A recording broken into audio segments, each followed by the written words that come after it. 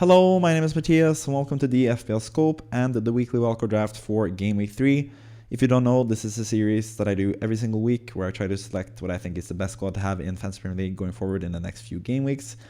And last week for Game Week 2, I said that I wouldn't probably use my wildcard in most cases, but in this week, Game Week 3, I actually think it's pretty warranted, especially with some of the squads that I've seen that have a lot of issues with whether it's Solanke or Barco or Kwanzaa or Nkunku, or just wanting to get rid of Spurs players after their two first good fixtures, all the new info that we have from the first two game weeks. There's a lot of good reasons to wildcard in Game Week 3 if your squad is really bad.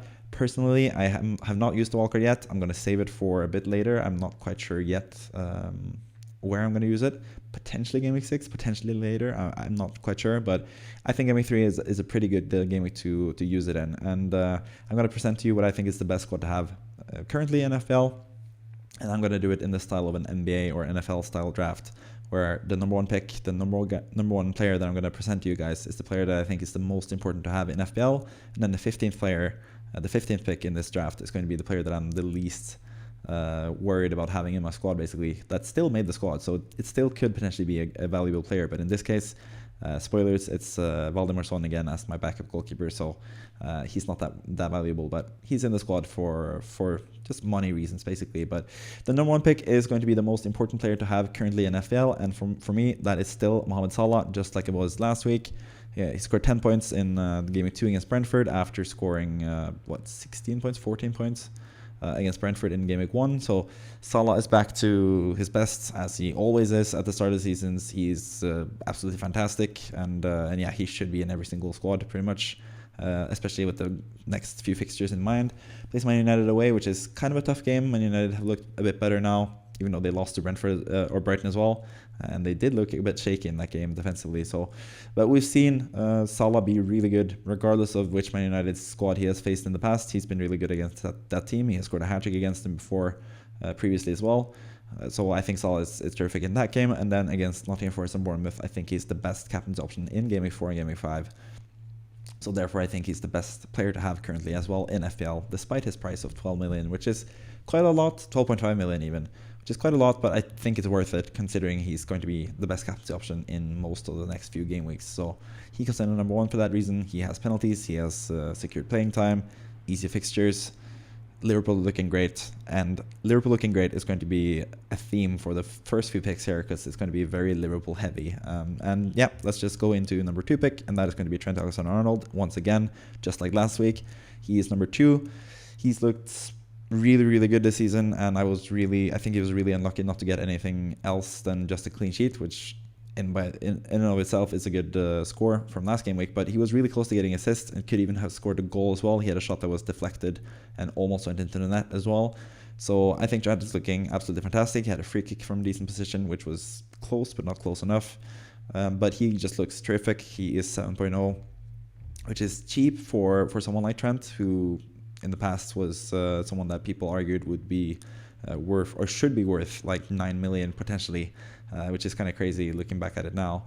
But for 7 million, especially with the form that he's showing, with the way the Liverpool fullbacks, both of them actually, are really offensive and attacking. Even Robertson, I think, is a really good option, who you could consider as well for 1 million less if you don't have enough money. If you're not wildcarding and you don't have enough money for Trent, Robertson is actually a pretty good option as well. But I think Trent is just even better because he's super attacking, he's super involved, he's so creative. We know how good he is at his best, and he's currently at his very best.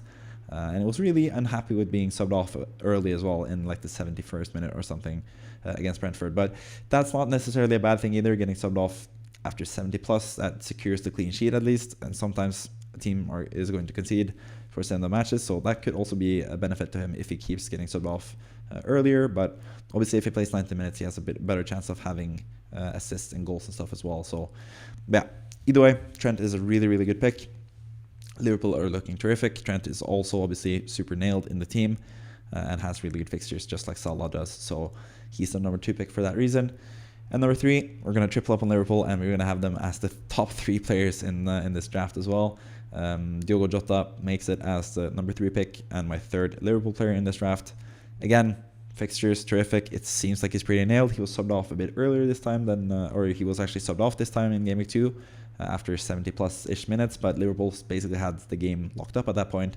And Jota, again, had several big chances. Again, he could have had a much higher score. I think he's been pretty unlucky so far to not get more than he has actually gotten, and he's gotten two pretty good scores. He got a goal in the first game week, and he had a goal and an assist in the first game week, and then he had an assist in the second game week as well. So Jota's looking terrific. He still seems like the number one choice up front, even though we have Cody Gakpo and Darwin Núñez lurking, but I think Jota is still the preferred candidate there for Arne Slot's team, and I think he is definitely worth it for the next few game weeks, especially considering his price. He's only 7.5 or 7.6 now, I think, potentially. So super cheap for the striker for Liverpool, who are looking absolutely terrific currently. So yeah, he makes a lot of sense in your team. I think Salah, he's more nailed. He's on penalties. He has an even better track record, and he's also more less injury prone than Jota. So I think for that reason, he's a better pick than Jota, even though he's a lot more expensive. But Jota in his own right is obviously a fantastic pick, and that's why he's the number 3 pick in this draft this week, basically. Number 4, we have Anthony Robinson from Fulham. He got 2 bonus points last time around and a clean sheet.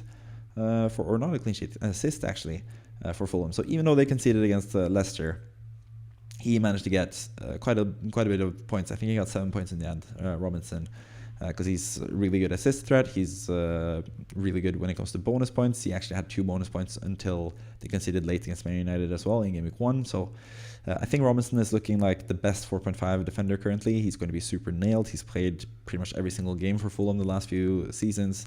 He's going to continue to do so. He's going to be super attacking and link up the offensive players. He was close to getting another assist for Rodrigo Muniz for Fulham. Had a really nice cross that Muniz headed towards goal, but it went just wide. So he almost had 2 assists, Robinson, and again looked super attacking. And again, they only conceded 1 goal, Fulham, who have now secured both Joachim Andersen and Sander Berge as reinforcements now. So they should be better defensively as well. So I think Robinson, especially with the fixtures in mind, Ipswich at home, or Ipswich away, West Ham at home, Newcastle at home, and Nottingham Forest away. I think those are pretty good fixtures, especially the first one against Ipswich. So I think he's a really good pick. He was number 6 pick last week. He's gotten a bump up since he once again showed that he can get fill points. And yeah, I think he's just a terrific pick, and for that cheap of a price, which is going to be needed with this team, as you'll see eventually. I think he fits in perfectly in the defense, pretty much. Number 5, we have Morgan Rogers. Speaking of cheap enablers, we have an Aston Villa player who looks absolutely nailed. He was the man of the match for Aston Villa against Arsenal. Looked terrific. Was basically toying with Declan Rice at points, which is really hard to do. So yeah, I think Rogers is absolutely fantastic. I've had him since Game Week 1 personally in my squad. I dropped him for the Game Week 2 wildcard drafts for some reason. Can't remember exactly why I dropped him. But now he looks even more nailed. He's played 90 minutes 2 games in a row. He plays super attackingly. Is really involved in creating goal-scoring chances and stuff, and potentially shooting and scoring himself. So I think Rogers is a terrific pick for 5.0, and I think is the best potential replacement for Nkunku if you still have Nkunku and you're looking to get rid of him. I think Rogers is really affordable, really good, and probably pretty nailed going forward as well, whether it's on the left or it's in the middle. And I think he just looks terrific. And now that Aston Villa have gone through 2 pretty tough matches against West Ham away and Arsenal at home, and they now have really good matches coming up, I think Rogers is going to be worth a lot of money, or it's going to be worth more than the 5.0 that he actually costs in the game currently. So yeah, he's a pretty easy pick as well for this game week. I think Aston Villa are looking really interesting, and I have another Aston Villa player in the squad here, and I have another Aston Villa player that's really close to being in the squad that I'm going to talk about later. But Rogers, for his attacking potential and his price, is really worth the money in my opinion. So he comes in at number 5. Number 6, we have João Pedro. Speaking of really good value for money, we have the Brazilian striker for Brighton. He played 90 minutes this past game as well, which is really encouraging to see, because the minutes has always been the issue with João Pedro. He's playing as a striker or as a number 10 for Brighton. He's on penalties. He's 5.5. Everything sounds really good. And looking at the fixtures now as well, Ipswich at home and Nottingham Forest at home in Game Weeks 4 and 5. Terrific fixtures as well.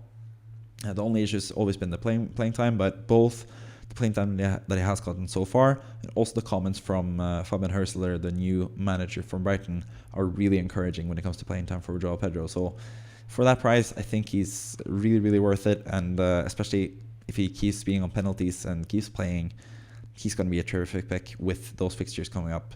We do have him against Arsenal away, and we need to start him probably, or unless we start 4 defenders, which could also be an option in this game week. But even against Arsenal, he could get some points because Arsenal have looked slightly vulnerable defensively. I think they've been pretty lucky to get 2 clean sheets actually. So I think he's not the worst player to start in this game week as well. But ideally, you would have someone else to start over him, but that might not be the case. But I think Pedro, regardless, is a really, really good pick, especially for game week 4 and game week 5. Number 7, we have Cole Palmer, who once again reminded us what his value is. He played very centrally for Chelsea in the thrashing with 6-2 against Wolverhampton. And with Nkunku, who was the preseason favorite from Chelsea, just not playing much at all. He played like 7 minutes, actually came on for Palmer towards the end of the match. With him not being a really good option, and all the other Chelsea midfielders being like not so sure options. We don't really know who's going to start every game. Madueke could start, but then again, they could also play with Palmer on the right and Joao Felix in the number 10 role, and then Nicholas Jackson up front, or potentially Ivan Toney up front, which is a player that they are linked with now. And then they have Pedro Neto on the left, they have Mudryk on the left, they have Nkunku who can fit in everywhere.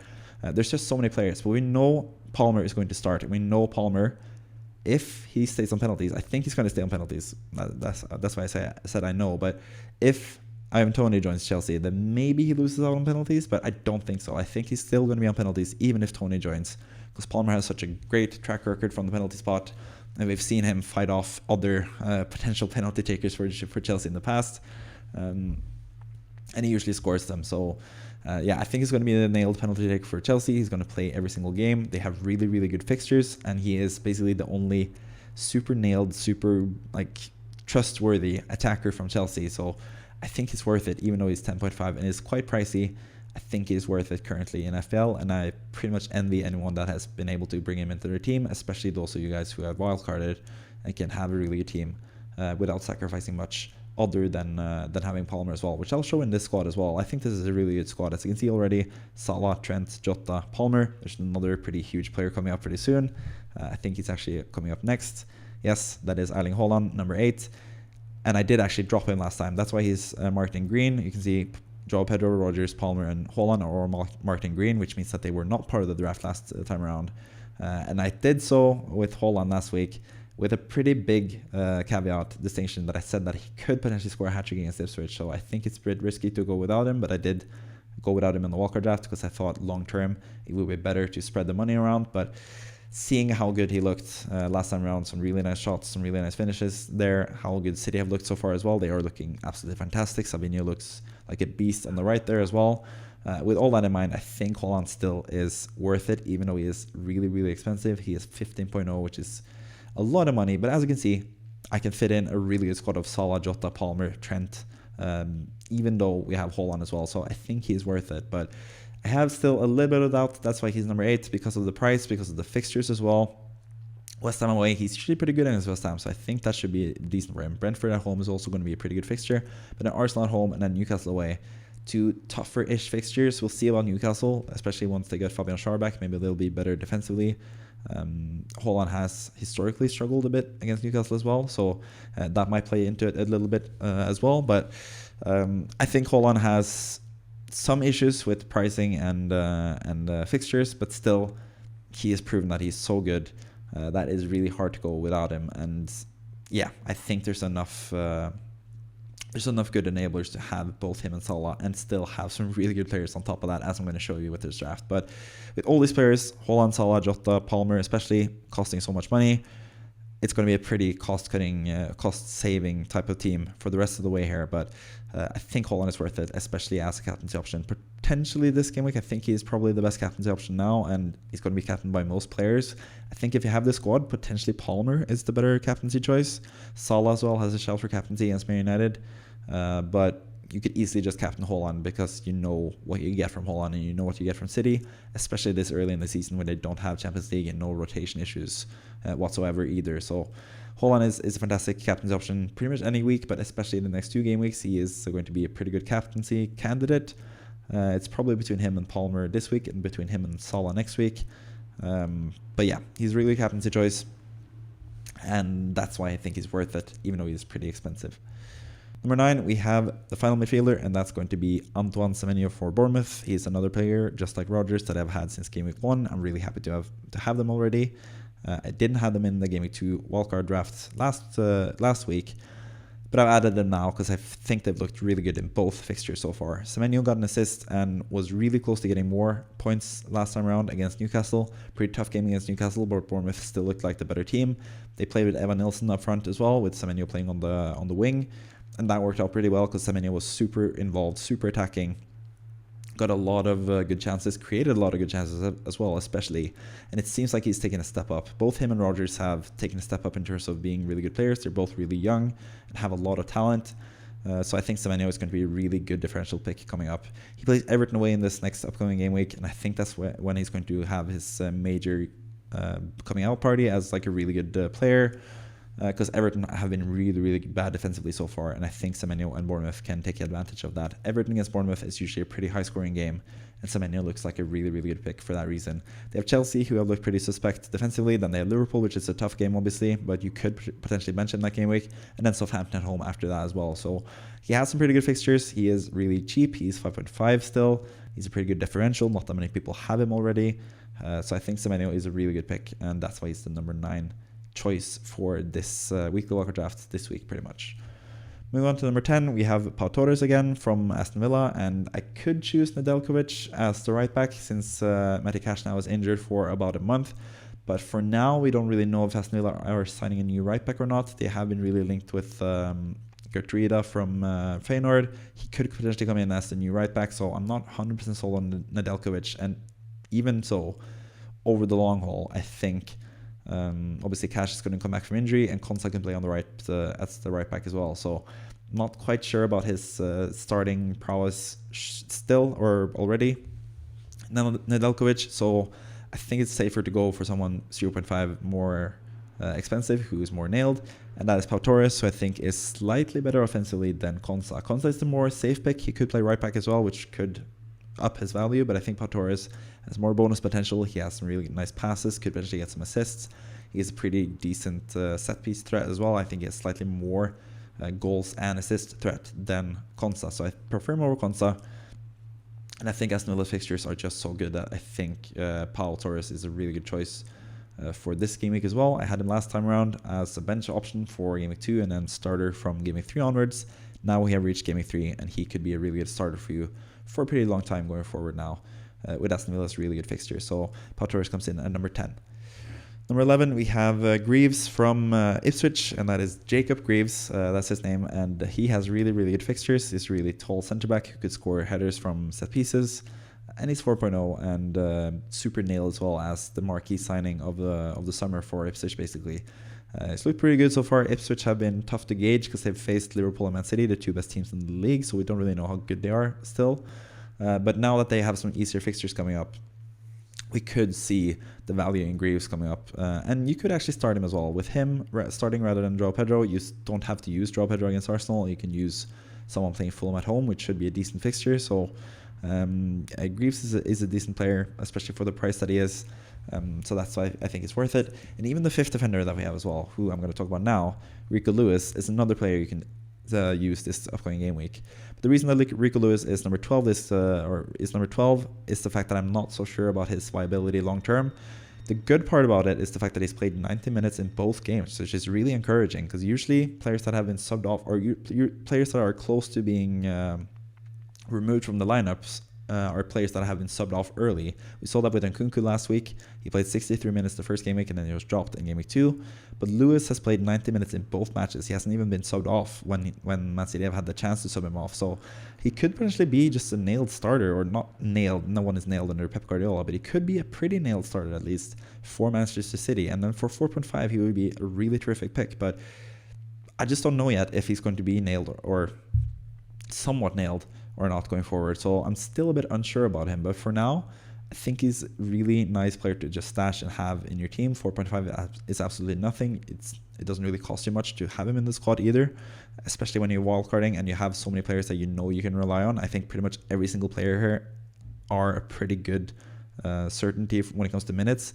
Even someone like Jota, if he gets dropped, he's going to play at least 30 minutes and have a chance to score some goals towards the end of the matches. So I think most of these players are super nil, and that makes it worth it to go for someone who is maybe a bit more of a rotation risk in Lewis. And also the next few game weeks, we're going to have City in the early game, most of the game weeks as well. So we're going to have some leaks. We're going to know if he's going to start or not, most likely. And that's going to help us as well in choosing the lineup. So Lewis is a really talented player. I'm still not quite sure if he's going to be a pretty certain starter, but he might be.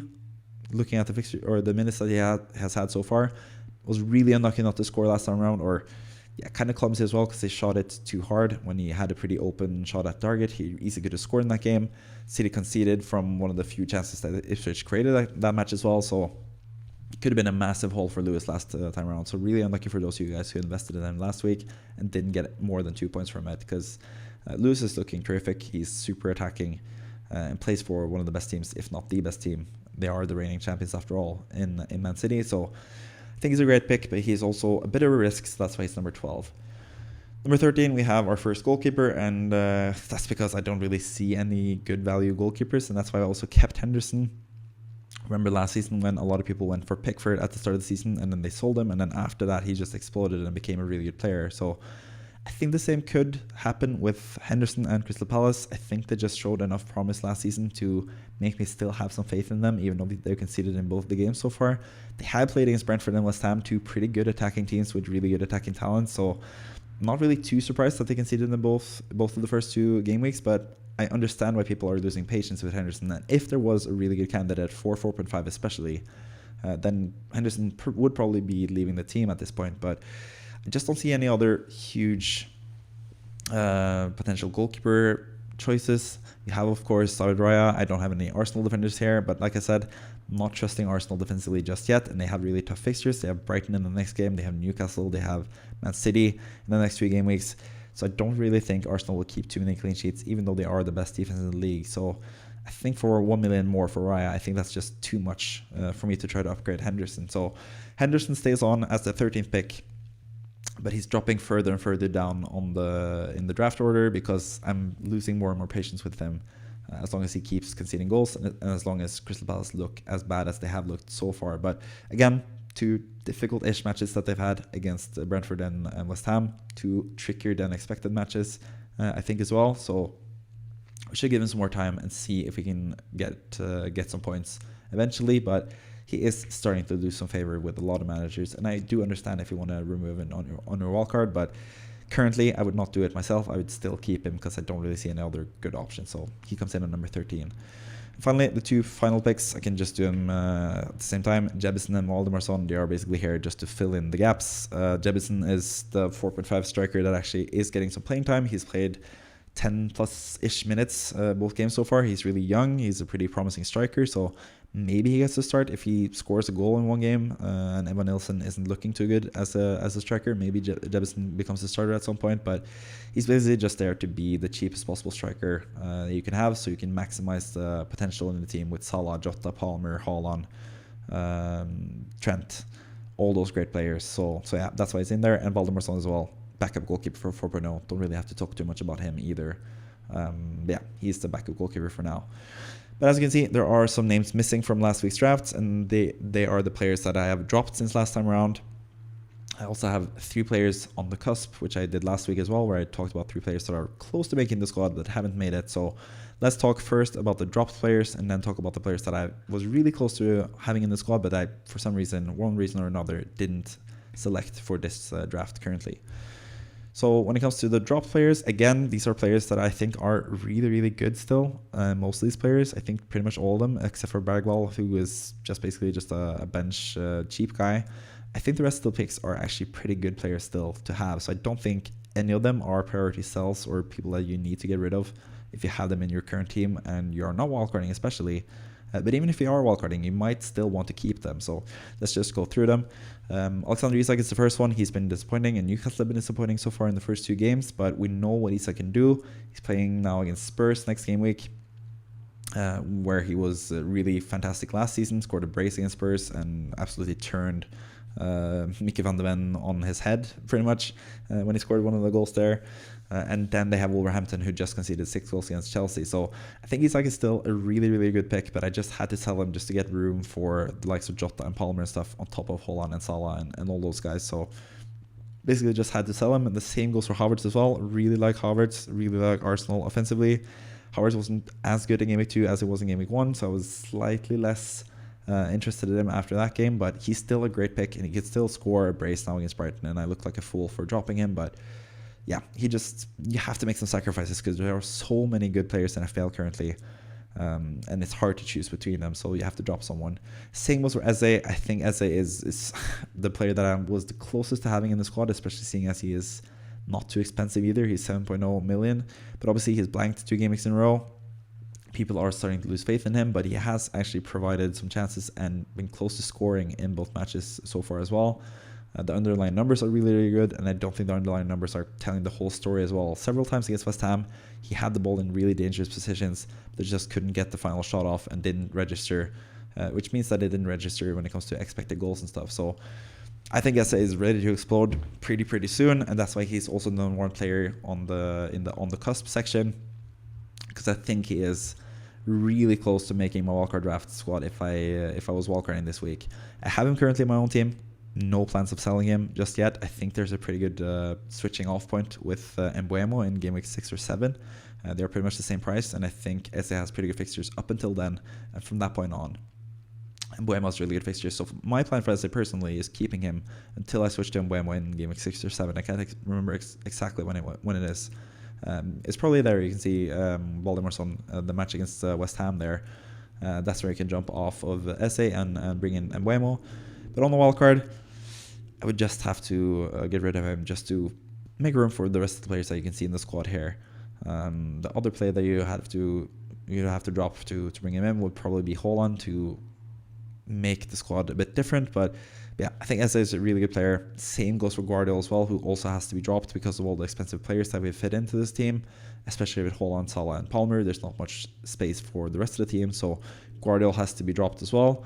Changed him to Lewis, and Lewis could actually be Guardiola, but better. He could be about as nailed, cheaper, and more attacking than Guardiola, so he could just be a better pick than Guardiola overall. But I still think Guardiola is a good pick, especially if Lewis loses his spot and Guardiola is allowed to roam a bit more further forward. With Foden back and Rodri back, it's going to look a bit different for Guardiola potentially. So I still think he's a great pick as well. Another player that I have in my own squad, and another player that I'm not looking to sell personally just yet, but potentially next week or in 2 weeks. I'm not quite sure about Guardiola either, for the price that he is eventually. Solanke has also been dropped. He was in the squad before he got injured, prior to the game against Everton. I think if he had played against Everton, he would have scored a goal or two. You saw Son playing as a striker, and he really reaped the benefits from that. So I think Solanke is really unlucky. People that have Solanke are really unlucky as well. The fact that he has played so many matches the last few seasons, and then now all of a sudden he was injured right before he had a really good fixture as the Spurs number 9. So really unlucky with any Solanke owners, but he has to be dropped as well. Saka, the same thing. I've opted to go with Palmer instead of Saka just because of the fixtures. Could easily make a case for Saka, obviously, especially once he's finished with the tough fixtures in Game Week 5 and Game Week 6. Or Game Week 4 and Game Week 5, rather. But for now, I think Palmer is just a better pick for 0.5 more than Saka. So Saka's dropped out, and Bergwall, obviously, as well, is a 4.5, just fodder, like a backup player. And seeing as I went for 2 strikers rather than 4, I went with 5 playing midfielders rather than 4, and 2 playing strikers rather than 3. So I switched the tactics up a little bit. So Bergwall has dropped out, and Jebbison has come in instead as the cheap attacking player that you can just bench every single week, pretty much. When it comes to on the cost players, I already talked about Eze, who was dropped from last week's draft. The other players that I've listed are Rodrigo Muniz for Fulham. I think the fixtures that he has, as you can see, Ipswich away, West Ham at home, Newcastle at home, Nottingham Forest away. Muniz has had so many shots on target, or so many shots so far. He's looked really attacking, he is the focal point of the Fulham attack. I think he's been unlucky not to score so far, and I think he has really good fixtures for his price, but I think João Pedro is just a better signing currently, and we didn't have room for a third striker option, so that's why Muniz has dropped out. If you were to drop Haaland and have a more balanced team, I think Watkins is probably the pick that I would go for as a pretty expensive forward. Obviously not quite as expensive as Haaland. You would earn so much money if you did that move. I think Watkins had 2 mega chances against Arsenal. If he had scored both of those, he'd be the most popular transfer in probably this week. I did actually think before Game Week 2, I was thinking about potentially selling Haaland to buy Watkins to be a bit preemptive with it. Probably off that now since Haaland scored a hat-trick and Watkins missed 2 big chances. Watkins has also been subbed off early in both games, 60 plus minutes-ish, but he also had no preseason, so that's probably explaining it. But we also know that John Duran, if he stays with Aston Villa, because he still might move before the deadline now on the transfer deadline on Friday. If John Duran stays, I think Watkins' place is not quite as secure, especially not for the 90 minutes potentially. So I still have a couple doubts about Watkins, but I think he's a really good pick. I think it's a potential replacement for Isak in a couple game weeks if Isak still isn't providing the goods.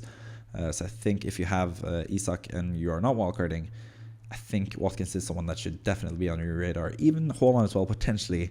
You could sell him before the Arsenal and Newcastle games and buy someone like Watkins with the view of getting Haaland back in again for Game Week 8 onwards when he has really good fixtures. So yeah, that's pretty much it for the team. I hope you enjoyed the video. I hope most of this made sense.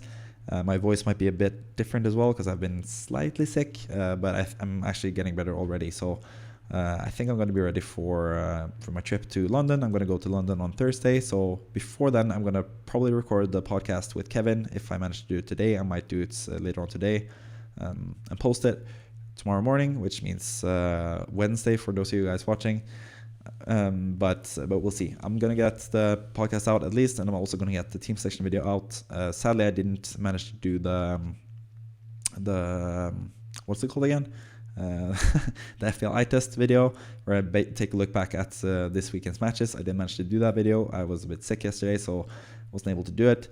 Sadly, but I'm going to go back again with that video next week and potentially even make it this week if I get the time. But I have a lot of stuff to do before I go to London on Thursday, so I'm not sure I can be able to do it because that's a pretty extensive video that I have to research quite a lot, have to make the slides, which takes a bit of a while, and also have to go through each game another time with the highlights and lineups and all that stuff, just to have the most information about every single team so far. So that might not happen, but I'm just gonna look into it and see if I can be able to do it as well. But either way, that has been the weekly wildcard draft for today.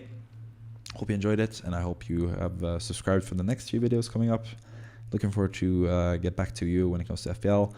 Like I said, fun game week to wildcard potentially. If you're on the wildcard, I hope this video was really helpful for you, and I'll see you again next time. Bye bye.